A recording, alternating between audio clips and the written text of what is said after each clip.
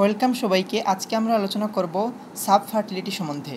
আগে এটাকে ইনফার্টিলিটি বলা হতো, কিন্তু যেহেতু ট্রিটমেন্ট করার পরে দম্পতিটা ফার্টাইল হচ্ছে, সেজন্য আমরা সরাসরি ইনফার্টিলিটি না বলে এটাকে আমরা সাব ফার্টিলিটি বলবো।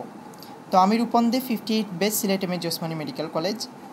তো আমরা এখানে কিছু ইম্পর্টেন্ট কোয়েশ্চেন সম্বন্ধে ডিসকাস করব। Define infertility, define primary and secondary infertility.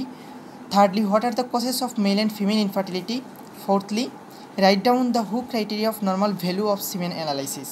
তারপরে what are the methods of tubal patency test to investigation for tubal factors of infertility? আর এরপরে একটা কেস সিনারিও দেওয়া হয়েছে, সেখানে আমরা এই জিনিসটা সম্বন্ধে আমরা জানবো। এরপরে ফাইনালি আমরা জানবো ডায়াগনোসিস অফ একটা ওভুলেশন, মানে ওভুলেশন কীভাবে ডায়াগনোসিস করা যায়, এর মেথডগুলো সম্বন্ধে আমরা জানবো। তো এখানে আমরা ইনফার্টিলিটি ডেফিনেশন দেখতে পাচ্ছি। Infertility is defined as the inability to conceive within 1 or more years of regular unprotected coitus. মানে সেটা যে রেগুলার আনপ্রোটেক্টেড কোয়েটাসের পরেও তার মিনিমাম 1 বছর পর্যন্ত তার অপেক্ষা করতে হবে, এবং তারপরে যদি সন্তান না হয় তাইলে কিন্তু আমরা এটাকে ইনফার্টিলিটি বলতে পারতেছি। এরপর প্রাইমারি ইনফার্টিলিটি এবং সেকেন্ডারি ইনফার্টিলিটি সম্বন্ধে কথা। প্রাইমারি ইনফার্টিলিটি যার কখনও কোনো কনসিভ হয় না, এবং সেকেন্ডারি ইনফার্টিলিটি যার একটা সন্তান রয়েছে কিন্তু এরপরে সন্তান নেওয়ার সময় কিন্তু তার সমস্যা হয়েছে এবং সে কিন্তু আর সন্তান নিতে পারতেছে না, তখন এটাকে বলতেছি সেকেন্ডারি ইনফার্টিলিটি। তো এরপরে যেটা আমরা জানবো ফ্যাক্টর রেসপন্সিবল ফর ফার্টিলিটি। এটা আমাদের রিটেনে প্রশ্ন এত বেশি আসে না, কিন্তু তারপর এটা যদি আমরা জানি তাহলে কজ সম্বন্ধে আমরা সহজে বুঝতে পারবো। তো একটা ফার্টিলিটি হওয়ার জন্য কিভাবে আমাদের মেকানিজমটা দরকার বা কি কি ফ্যাক্টর কাজ করে, সেটা একটা হেলথি স্পারমাটোজয় উৎপন্ন হওয়ার পর সেটা ভাস ডিফারেন্স ইজাকুলেটরি ডাক্ট, সেগুলোতে যদি কোনো অবস্ট্রাকশন না থাকে দেন সেটা কিন্তু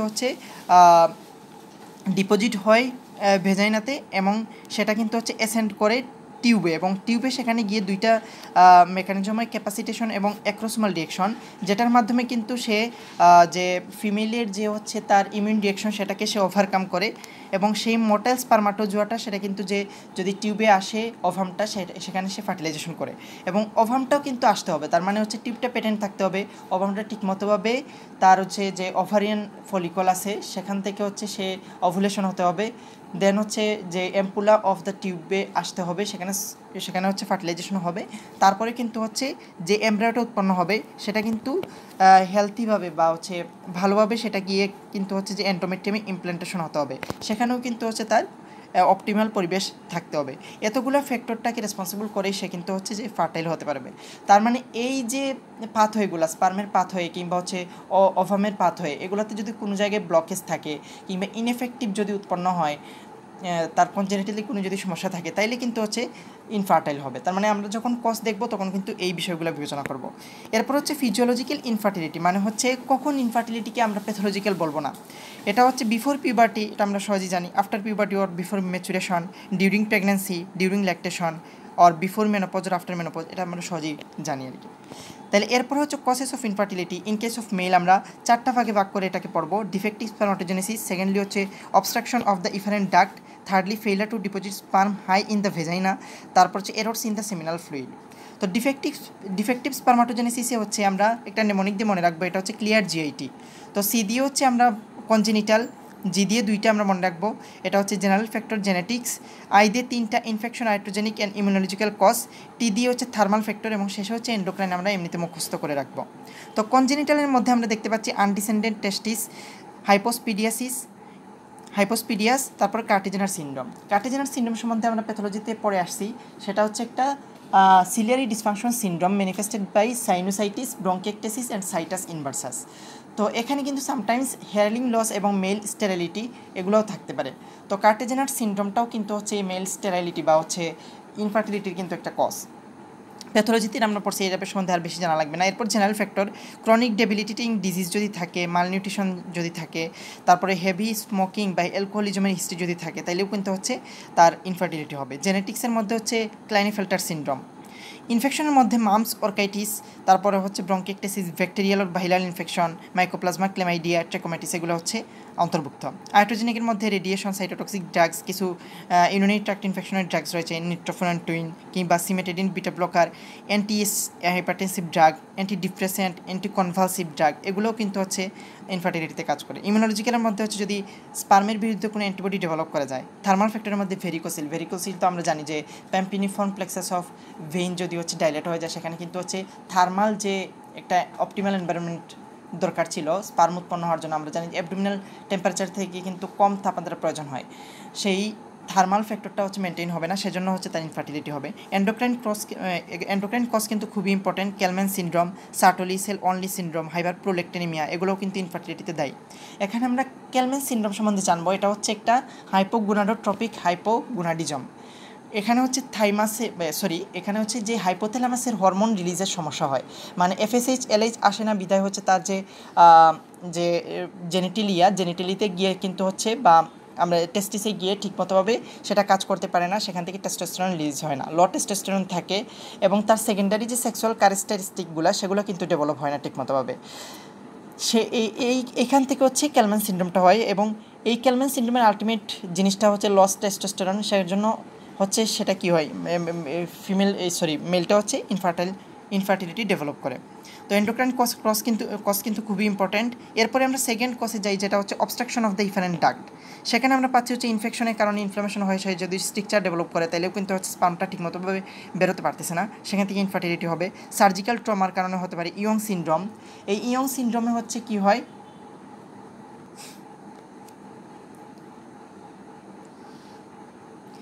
ইয়ং সিনড্রোমে হচ্ছে এটা এপিডিডেমাল অবস্ট্রাকশন এবং ব্রঙ্কিকটেসিস হয়, তো সেখান থেকে হচ্ছে ইনফার্টিলিটি ডেভেলপ করতে পারে।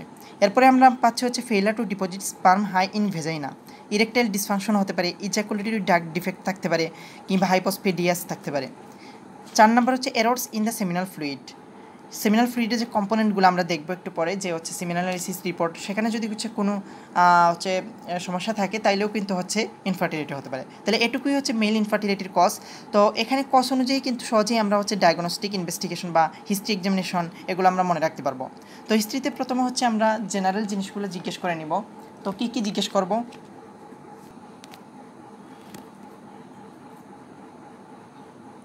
প্রথমে হচ্ছে আমরা এজ অফ দ্য পেশেন্ট জিজ্ঞেস করে নিব, যদিও মেইলের এইজের কোনো হচ্ছে এখানে ডিফারেন্স হয় না। ফিমেলের যেমন হচ্ছে 35 বছরের উপরে গেলে হচ্ছে তার ফলিকুলার রিজার্ভগুলো কমে যায় এবং তার ইনফার্টিলিটি হওয়ার সম্ভাবনা বেশি, কিন্তু মেইলে কিন্তু ওইরকম কোনো সমস্যা নেই। তারপরে কিন্তু এইজ আমাদের নিতে হয়। হিস্ট্রি অফ প্রিভিয়াস ম্যারেজ বা প্রোভেন ফার্টিলিটি, আগে যে বিয়ে হয়েছে তখন কি তার হচ্ছে ইনফার্টিলিটি ছিল কিনা, যদি তার হচ্ছে আগে বাচ্চা হয়ে থাকে তার মানে হচ্ছে এখন কিন্তু মেল কজ না, ফিমেল কজ এটা হওয়ার সম্ভাবনা বেশি। তার সেক্সুয়াল হিস্ট্রি নিতে হবে, তারপর হচ্ছে তার ডায়াবেটিস, হাইপারথাইরয়েডিজমের হিস্ট্রি নিতে হবে। এরপর হচ্ছে এখান থেকে আমরা হিস্ট্রি নিব।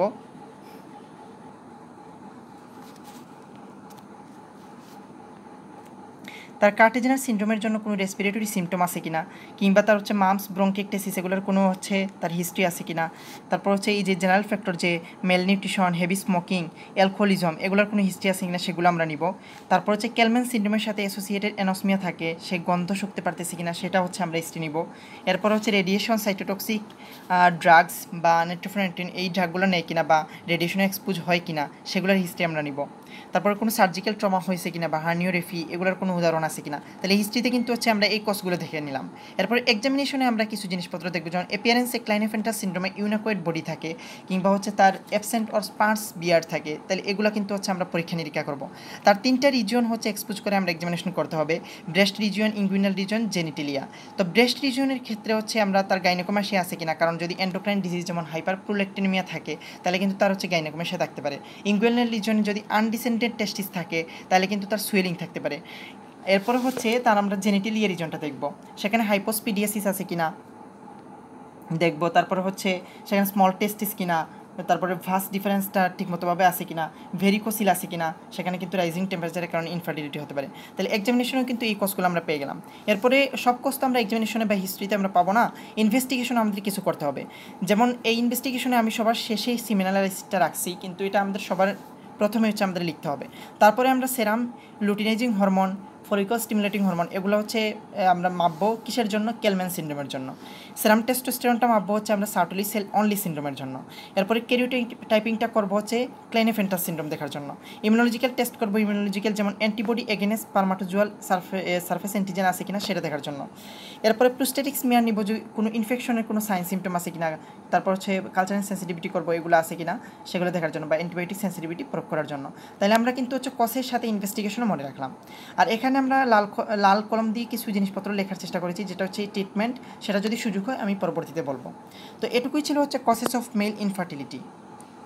এরপর আমরা দেখতেছি হচ্ছে সিমেন অ্যানালাইসিস রিপোর্টটা, এটাও কিন্তু আমাদের রিটেনে ইনভেরিবলি চলে আসে।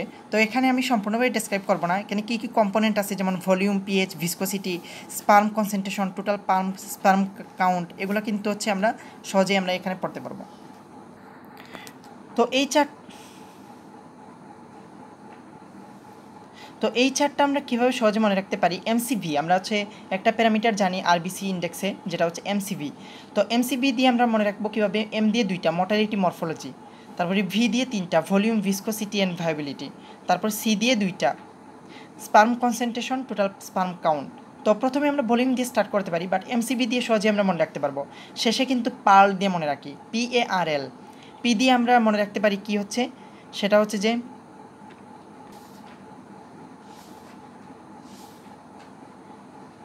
পি দিয়ে পিএইচ মনে রাখবো, এ দিয়ে হচ্ছে স্পার্ম এগ্লুটিনেশন, আর দিয়ে রাউন্ড সেল, এবং এল দিয়ে হচ্ছে লিউকোসাইটস। তাহলে এভাবে হচ্ছে আমরা এই রিপোর্টটা মুখস্থ করতে পারি। এরপরে এখানে নোমেনক্লেচার দেখা যাচ্ছে, এটা আমি বলতেছি না, তো এটা আমরা সহজেই আশা করি পড়ে ফেলতে পারবো। এরপরে আসি হচ্ছে কসেস অফ ফিমেল ইনফার্টিলিটি। এটা আমরা 5 ভাগে ভাগ করছি। তো সেটার ক্ষেত্রে আমরা যদি হচ্ছে এটা সিরিয়ালি আমরা পড়ি, তাই মুখস্থ রাখি, সেটা আমাদের সহজ হবে। যেমন প্রথমে আমরা ওভারিয়ান ফ্যাক্টর আলোচনা করব, এরপরে টিউবাল এবং পেরিটোনিয়াল ফ্যাক্টর, এরপর ইউটেরাইন ফ্যাক্টর, তারপর সার্ভাইকাল ফ্যাক্টর, এবং শেষে আমরা ভেজাইনাল ফ্যাক্টরগুলো আলোচনা করব।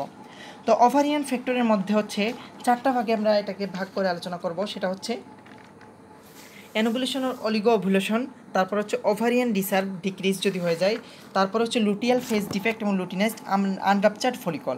তো অ্যানোভুলেশন ও অলিগো ওভুলেশন কেন হয়? থাইরয়েড বা এড্রেনাল হরমোনের যদি হচ্ছে ডিসফাংশন থাকে, কিংবা polycystic ovarian syndrome, elderly women, কিংবা প্রিমেচুর ওভারিয়ান ফেইলার যদি হয়, তাহলে কিন্তু হচ্ছে এগুলো হতে পারে। ডিক্রিজড ওভারিয়ান রিসার্ভ থাকতে পারে। লুটিয়াল ফেজ ডিফেক্ট কীভাবে হয়? সেটা হচ্ছে inadequate growth and function of the corpus luteum. Corpus luteum থেকে যে প্রজেস্টেরনটা আসে, সেটা কিন্তু হচ্ছে এন্ডোমেট্রিয়ামের ক্যাপাসিটেশনের জন্য দায়ী। সেটা যদি হচ্ছে ঠিকমতোভাবে না আসে, তাহলে এন্ডোমেট্রিয়াম কিন্তু ফেভারেবল হয় না, যার কারণে হচ্ছে ইমপ্ল্যান্টেশন ফেইলার হয়। তো এই লুটিয়াল ফেজ ডিফেক্টটা আমরা কারেক্ট করতে পারি যদি প্রজেস্টেরন দিয়ে, কিংবা হচ্ছে যে হিউম্যান গোনাডোট্রপিন, যেটাও কিন্তু হচ্ছে গোনাডোট্রপিন হরমোনের মতো কাজ করে থাকে, এবং সেখানে কর্পাস লুটিয়ামটা ম্যাচুরেশনে সাহায্য করে। এরপরে হচ্ছে আমরা লুটিনাস আনরাপচার্ড ফলিকল, মানে হচ্ছে যে ওভামটা ট্র্যাপড হয়ে যায় ইনসাইড দ্য ফলিকল। এটা associated with pelvic endometriosis or hyperprolactinemia হতে পারে। তাহলে সেই অনুযায়ী হচ্ছে আমরা ট্রিটমেন্ট করব। এরপরে আসি হচ্ছে আমরা tubal factor and peritoneal factor. Tubal ফ্যাক্টরের মধ্যে পেলভিক ইনফেকশন রয়েছে, previous tubal surgery or sterilization রয়েছে, সালপিনজাইটিস, ইস্থমিকা নোডুসা, কিংবা টিউবাল এন্ডোমেট্রিওসিস রয়েছে, এবং পেরিটোনিয়াল ফ্যাক্টরের মধ্যে পেরিটিউবাল এডেশন, এন্ডোমেট্রিওসিস এগুলো রয়েছে। ইউটেরাইন ফ্যাক্টরের মধ্যে হচ্ছে ক্রনিক এন্ডোমেট্রাইটিস, ফাইব্রয়েড, সাইনিক, এটা সহজে আমরা বুঝতে পারবো। সার্ভাইকাল ফ্যাক্টরের মধ্যে chronic cervicitis, immunological factor, congenital elongation যদি থাকে, কিংবা প্রলাপস যদি থাকে। ভেজাইনাল ফ্যাক্টরের মধ্যে vaginal atresia, transverse vaginal septum, septate vagina, এবং হচ্ছে নেরো যদি ইন্ট্রোটাস থাকে। তো কিছু আছে কম্বাইন ফ্যাক্টর, এটা আমরা সহজে বলে ফেললাম যে কজ অফ মেল ইনফার্টিলিটি কিংবা ফিমেল ইনফার্টিলিটি। কিছু রয়েছে মেল এবং ফিমেল দুইটাকে এফেক্ট করে। কী হতে পারে? যদি হচ্ছে তার ইনফ্রিকুয়েন্ট ইন্টারকোর্স হয়, তার মানে এরা যদি সেপারেট থাকে, এপেরোনিয়া ডিসপেরোনিয়া থাকে, এনজাইটি যদি থাকে, মানে সাইকোসেক্সুয়াল কোনো প্রবলেম যদি থাকে, ইমিউনোলজিক্যাল যদি ফ্যাক্টর হয়, কিংবা সে এমন কিছু লুব্রিকেন্ট ব্যবহার করলো যেটা হচ্ছে স্পার্মিসাইডাল, তাহলে সেক্ষেত্রেও কিন্তু দুজনের কিন্তু ইনফার্টিলিটি ডেভেলপ করতে পারে। এরপরে আসি হচ্ছে ডায়াগনোসিস। ফিমেল ইনফার্টিলিটি আমরা কীভাবে ডায়াগনোসিস করবো? আগের মতোই প্রথমে হচ্ছে আমরা হিস্ট্রি দেখবো, তারপর এক্সামিনেশন, তারপর হচ্ছে ইনভেস্টিগেশন করবো। হিস্ট্রিতে আমরা কিছু জেনারেল জিনিসপত্র হচ্ছে জিজ্ঞেস করে নিব, যে পেশেন্টের এজ কত। আগে বলেছি যে ফিমেলের ক্ষেত্রে পেশেন্টের এজটা কিন্তু খুবই ইম্পর্ট্যান্ট। তারপর ডিউরেশন অফ ইনফার্টিলিটি, তারপর হচ্ছে টাইপ অফ ইনফার্টিলিটি, প্রাইমারি নাকি সেকেন্ডারি, তারপর মেনস্ট্রুয়াল প্যাটার্ন কেমন, রেগুলার নাকি রেগুলার মেনস্ট্রুয়াল প্যাটার্ন নির্দেশ করে যে তার ওভুলেশন হচ্ছে। তারপর তার মিড সাইকেল কোনো পেইন বা ব্লিডিং হয় কিনা, কিংবা প্রি মেনস্ট্রুয়াল মলিমিয়া হয় কিনা, যেমন ব্রেস্ট টেন্ডারনেস, স্পাজমোটিক ডিসমেনোরিয়া মানে পেইনফুল মেনস্ট্রেশন, কিংবা ফ্লুইড রিটেনশন হয় কিনা, মুড চেঞ্জ হয় কিনা, এগুলো কিন্তু সবই হচ্ছে সাজেস্টিভ অফ ওভুলেশন ডায়াগনোসিস। এটা আমি আলাদাভাবে আলোচনা করবো একটু পরে। তারপর তার কয়টাল ফ্রিকোয়েন্সি কত, তাদের দেখা গেল হচ্ছে তারা একসাথে থাকতেছে কিন্তু কোয়াটাস হচ্ছে না, তাহলে কিন্তু ফার্টিলিটি হবে না। ইউজ অফ লুব্রিকেন্টস, যেটাতে হচ্ছে স্পার্মিসিডাল থাকে, তাহলে সেটা হিস্ট্রি আমাদের নিতে হবে। তারপর হচ্ছে suggestive history of endometriosis, fibroid আছে কিনা, ডায়াবেটিস আছে কিনা, গ্যালাক্ট্রি আছে কিনা, সে ওরাল পিল ইউজ করে কিনা, তার থাইরয়েডের কোনো সাইন আছে কিনা, এগুলো হিস্ট্রিতে আমরা নিয়ে নিব। তারপরে এক্সামিনেশন আমরা দেখবো যে তার অ্যাপিয়ারেন্স কেমন, ওবেসিটি আছে কিনা, ওয়েট লস আছে কিনা, তার গয়টার বা হার্সুইট আছে কিনা বা একনি আছে কিনা। ব্রেস্ট এক্সামিনেশনে আমরা হচ্ছে ব্রেস্টটাকে অ্যাট্রোফাইড ওর হচ্ছে মিল্ক সিক্রেশন হচ্ছে কিনা, অ্যাবডোমেনে হচ্ছে ফাইব্রয়েড টিউবোভেরিন মাস আছে কিনা। ভেজাইনাল এক্সামিনেশন কিন্তু হচ্ছে ভালভা দেখতে হবে, ভেজাইনা দেখতে হবে, তারপরে ইউটেরাস দেখতে হবে, তার সাইজ, পজিশন, মোবিলিটি ঠিক আছে কিনা, এডনেক্সাল স্ট্রাকচারগুলো দেখতে হবে, পেলভিক এন্ডোমেট্রিওসিসের জন্য নডুলারিটি থাকতে পারে, টেন্ডারনেস থাকতে পারে, তারপরে ইলঙ্গেটেড সার্ভিস থাকতে পারে। তাহলে এটুকু হচ্ছে আমরা সহজেই কস অনুযায়ী আমরা হচ্ছে এক্সামিনেশন এবং হিস্ট্রি নিয়ে নিলাম। ইনভেস্টিগেশনে আমরা প্রথমে সিবিসি করতে হবে, ইনফেকশনের সাইন আছে কিনা, তারপর চেস্ট এক্সরে দেখতে হবে সেখানে টিউবারকুলোসিসের সাইন আছে কিনা, মন্টুক্স টেস্ট করতে হবে, তারপর হচ্ছে আরবিএস করতে হবে, তার ডায়াবেটিস আছে কিনা। এরপর হচ্ছে আমরা কমন দুইটা ইনভেস্টিগেশন করবো, ওভুলেশনের জন্য আর হচ্ছে টিউবাল প্যাটেন্সি টেস্টের জন্য। এই দুইটা পরীক্ষাতে আমাদের রেগুলারই আসে। তাহলে প্রথমে আমরা ডায়াগনোসিস অফ ওভুলেশন করবো। এটা কিন্তু তিনটা পদ্ধতি রয়েছে, একটা হচ্ছে ইনডাইরেক্ট, তারপর হচ্ছে ডাইরেক্ট এবং লাস্টেরটা হচ্ছে কনক্লুসিভ। তাহলে ইনডাইরেক্টের মধ্যে আমরা মেনস্ট্রুয়াল হিস্ট্রি নিব, যে তার রেগুলার মেনস্ট্রুয়েশন হচ্ছে কিনা, সেটা ওভুলেশন সাজেস্ট করা আগেই বলেছি। তারপর হচ্ছে evaluation of peripheral or androgen change, যেটা হচ্ছে বেসাল বডি টেম্পারেচারটা মনিটরিং করবো। এটা কিন্তু বাইফেজিক প্যাটার্নে দেখা যায়। যেমন ধরো হচ্ছে সে একটা নর্মাল প্যাটার্ন বা মেনস্ট্রুয়াল সাইকেলের শুরু থেকে তার একটা টেম্পারেচার ছিল, কিন্তু যখন তার ওভুলেশন হবে তখন কিন্তু 0.5 to 1 ডিগ্রি ফারেনহাইট পর্যন্ত তার হচ্ছে বেড়ে যাবে। তো এই বাড়াটা কিন্তু তার হচ্ছে next half of the cycle পর্যন্ত থাকবে। তাহলে প্রথম হাফ অফ সাইকেলে কিন্তু তার হচ্ছে একটা ছিল, পরের হাফ অফ সাইকেল তার কিন্তু বেড়ে গেল, ঠিক আছে। তাহলে এটাকে বলা হচ্ছে বাইফেজিক প্যাটার্ন। এটা আমরা চিত্র দিয়ে বোঝানোর চেষ্টা করি। এই যে প্রথম ভাগে তার হচ্ছে এইটুকুই টেম্পারেচার ছিল, পরে কিন্তু 0.5 to 1 ডিগ্রি ফারেনহাইট বেড়ে গিয়ে তার নেক্সট সাইকেল পর্যন্ত কিন্তু এরকম ছিল। তাহলে এটুকু হচ্ছে বাইফেজিক টেম্পারেচার প্যাটার্ন। এটা থেকেও আমরা বুঝতে পারি যে হচ্ছে তার ওভুলেশন রয়েছে। এবং তারপর হচ্ছে সার্ভাইকেল মিউকাস স্টাডি আমরা করতে পারি। এটা সাধারণত হচ্ছে 22 দিনের পরে আমরা দেখি। তাহলে সেখানে আমরা হচ্ছে ডিসঅ্যাপিয়ারেন্স অফ ফার্ন প্যাটার্ন পাবো। যদি পারসিস্টেন্ট ফার্ন প্যাটার্ন থাকে তাহলে আমরা বুঝবো যে এটা ওভুলেশন হয় নাই। এরপর ভেজাইনাল সাইটোলজি করি, এটা কিন্তু এত বেশি ইম্পর্টেন্ট না। হরমোনাল এস্টিমেশনের মধ্যে সেরাম প্রজেস্টেরন লেভেল, যেটাকে আমরা বলি ডে 21 প্রজেস্টেরন লেভেল, এটা কিন্তু খুবই ইম্পর্টেন্ট এবং সেটা হচ্ছে কমনলি দেওয়া হয় ইনভেস্টিগেশন করতে। একটা ইনফার্টাইল কাপলকে কমনলি একটা ইনভেস্টিগেশন যদি বলতে হয় সেটা হচ্ছে সেরাম প্রজেস্টেরন লেভেল, যেটা বলা হয় ডে 21 প্রজেস্টেরন, এটা আমাদের বলতেই হবে। এরপরে সেরাম লুটিনাইজিং হরমোন, সেরাম এস্ট্রাডিওল, ইউরিন এলএইচ, এটা আমরা বলতে পারি। এর একটা ট্রান্সভিশনাল সোনোগ্রাফি, যেটা একটা আলট্রাসোনোগ্রাফি, সেটাতে আমরা কীভাবে বুঝবো যে ওভুলেশন হয়ে গেছে, সেটা আমরা বুঝবো যে যদি হচ্ছে দেখি যে কোলাপসড ফলিকল থাকে এবং যদি fluid in pouch of Douglas হয় এবং সেখানে হচ্ছে এন্ডোমেট্রিয়াল থিকনেস যদি হচ্ছে সেখানে কাউন্ট হয়, তখন হচ্ছে আমরা বুঝতে পারবো যে এখানে ওভুলেশন রয়েছে। যেটা হচ্ছে সেটা হচ্ছে আমরা হচ্ছে এত বেশি রেগুলারলি ইউজ করি না, মোস্টলি ইউজ করি আমরা সেরাম প্রজেস্টেরনটা, যেটা ডে 21 প্রজেস্টেরন বলা হয়। আর ডাইরেক্টের মধ্যে আমরা লেপারোস্কোপি করতে পারি। আর কনক্লুসিভ, সে যদি প্রেগনেন্ট হয়ে যায় তাহলে তো অবশ্যই আমরা এটা সাজেস্টিভ ওভুলেশন না হয় তো কেউ প্রেগনেন্ট হতে পারে না। আচ্ছা, এটুকু রয়েছে। এরপরে আমরা হচ্ছে test to assess tubal patency, যেটা আমরা দেখতে পাচ্ছি যে ডাইলাটেশন ইনসাফ্লেশন টেস্ট, তারপরে hysterosalpingography, saline infusion sonography, hysterosalpingo contrast sonography, hysterosalpingography, laparoscopy, chromo pertubation, falloposcopy এবং সালফিঙ্গোস্কোপি। তাহলে এটুকুই হচ্ছে আমাদের ডায়াগনোসিস অফ ওভুলেশন এবং হচ্ছে টেস্ট টু অ্যাসেস টিউবাল প্যাটেন্সি। তার এরপরে হচ্ছে আমরা ইউটেরাইন এবং সার্ভাইকেল, ইমিউনোলজিক্যাল এবং হরমোনাল এসআইগুলো করে নিব। যেমন যদি হচ্ছে আমরা আমাদের বলে যে ইউটেরাইন যে প্যাথোলজি, সেগুলোর জন্য আমরা কী কী করতে পারি, সেখানেও কিন্তু হিস্টোসালফিঙ্গোগ্রাফি আমরা করব। সে মানে একসাথে আমাদের টিউবাল প্যাথোলজিও দেখা হয়ে যাবে, আবার ইউটেরাইন প্যাথোলজিও দেখা হয়ে যাবে। তারপর হিস্টোস্কোপি করতে পারি, পলিপ সাইনিকিয়া আছে কিনা। আর এটা দেখার পাশাপাশি কিন্তু আমরা হচ্ছে সেখানে থেরাপিটিক বা ট্রিটমেন্টও চালিয়ে আসতে পারি। সার্ভাইকেল প্যাথোলজি দেখার জন্য postcoital test, sperm cervical mucus contact test. আচ্ছা, আমরা cervical swab for culture and scientific করি, এখানে কোনো ইনফেকশন আছে কিনা সেটা দেখার জন্য। ইমিউনোলজিক্যাল টেস্ট করতে পারি, অ্যান্টিবডি এগেনস্ট পার্ম আছে কিনা।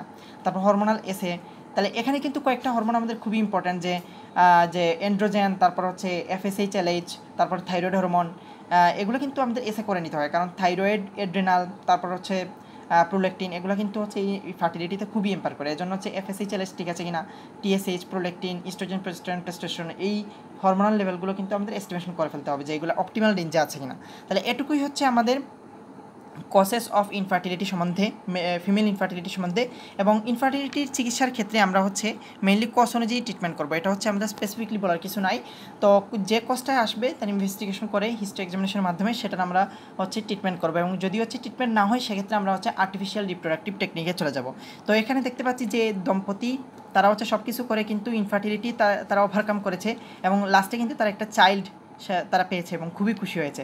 তো এটা সাধারণত এই জন্য ইনফার্টিলিটি বলা হয় না, কারণ ট্রিটমেন্ট করার পর অনেক সময় ফার্টিলিটি ডেভেলপ করে। সেজন্য হচ্ছে আমরা এই যে আপাত দৃষ্টিতে ইনফার্টিলিটিটাকে আমরা সাব ফার্টিলিটি হিসেবে কিন্তু চালিয়ে দিই। তো এটুকুই ছিল হচ্ছে আমাদের সাব ফার্টিলিটি সম্বন্ধে আলোচনা। তো ধন্যবাদ সবাইকে।